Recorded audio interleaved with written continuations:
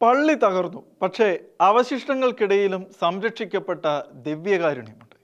ഇറ്റലിയിലെ 2016 ഭൂകമ്പത്തിൽ തകർന്ന ദേവാലയത്തിൻ്റെ അവശിഷ്ടങ്ങൾക്കിടയിൽ നിന്നും 16 മാസങ്ങൾക്ക് ശേഷം കേടുപാടുകൾ ഒന്നും തന്നെ ഇല്ലാതെ കണ്ടെത്തിയ ദിവ്യകാരുണ്യം വീണ്ടും ലോകശ്രദ്ധ നേടുകയാണ്. വിശ്വാസികൾക്ക് പ്രത്യാശയുടെ അടയാളമായി ഈ ദിവ്യകാരുണ്യം മാറിയിരിക്കുകയാണ്. യേശു നമ്മുടെ മധ്യയുണ്ട്, അവനിൽ വിശ്വസിക്കുക. ഇറ്റലിയിലെ അക്വാറ്റ ഡെൽ ട്രോണ്ടോയിൽ നിന്ന് പുറത്തു വരുന്ന ഈ വാക്കുകളാണ് ഒരു ദശാബ്ദം പിന്നിട്ടിട്ടും വിശ്വാസികളുടെ മനസ്സിൽ നിറയുന്നത്. 2016 ഓഗസ്റ്റ് 24 മധ്യ ഇറ്റലിയെ 6.2 തീവ്രതയുള്ള ഭൂകമ്പം ശക്തമായി കുലുക്കി. ഏകദേശം 300 പേർ കൊല്ലപ്പെട്ട ഈ ദുരന്തത്തിന് പിന്നാലെ ഒക്ടോബർ 30 6.6 തീവ്രതയുള്ള മറ്റൊരു ഭൂകമ്പവും മേഖലയിൽ കനത്ത നാശം വിതച്ചു. വീടുകളും ചരിത്ര സ്മാരകങ്ങളും ദേവാലയങ്ങളും തകർന്നു.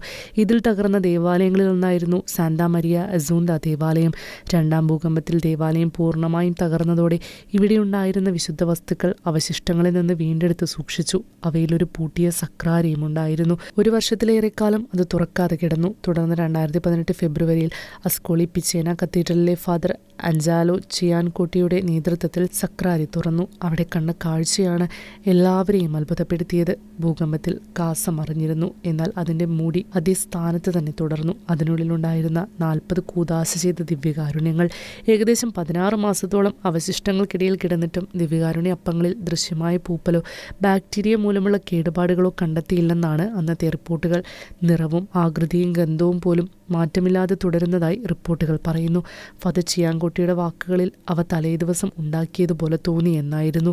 ദിവ്യകാരുണ്യ അപ്പം തയ്യാറാക്കാൻ കൃത്രിമ വസ്തുക്കൾ ഉപയോഗിച്ചിരുന്നോ എന്ന് അദ്ദേഹം സന്യാസിനിമാരോട് ചോദിച്ചു. മറുപടി വളരെ ലളിതമായിരുന്നു: മാവും വെള്ളവും മാത്രം. ദുരന്തത്തിൽ വലിയ നാശനഷ്ടങ്ങൾ നേരിട്ട സമൂഹത്തെ ഈ കണ്ടെത്തൽ ആഴത്തിൽ സ്പർശിച്ചു. അന്നത്തെ അസ്കോളി പിച്ചേന ബിഷപ്പ് ജിയോവാനി ഡി എർക്കോളെ വിശ്വാസവും വിവേകവും ജാഗ്രതയും ആവശ്യപ്പെടുന്നുവെന്ന് ഓർമ്മിപ്പിച്ചുകൊണ്ട് തന്നെ ഈ കണ്ടെത്തലിനെ എല്ലാവർക്കുമുള്ള പ്രത്യാശയുടെ അടയാളമെന്ന് വിശേഷിപ്പിച്ചു. ഫാദർ ചിയാൻകോട്ടി ഇതിനെ ഒരു ദിവ്യകാരുണ്യ അത്ഭുതമായി വിശേഷിപ്പിച്ചു. എന്നാൽ ശാസ്ത്രീയമായി വിശദീകരിക്കപ്പെടാത്ത ഒരു അസാധാരണ സംഭവമായും ഇതിനെ കാണുന്നവരുണ്ട്. എന്തായാലും അക്വാറ്റയിലെ അവശിഷ്ടങ്ങൾക്കിടയിൽ നിന്നും കണ്ടെത്തിയ ഈ 40 ദിവ്യകാരുണ്യ അപ്പങ്ങൾ ദുരന്തത്തിൻ്റെയും വേദനയുടെയും നടുവിലും ക്രിസ്തു തൻ്റെ ജനത്തെ ഉപേക്ഷിച്ചിട്ടില്ലെന്ന വിശ്വാസത്തിൻ്റെ ശക്തമായ ഓർമ്മപ്പെടുത്തലായി വിശ്വാസികളെ ഏറ്റെടുത്തു. ഇന്റർനാഷണൽ ഡെസ്ക് ഷിക്കേന ന്യൂസ്.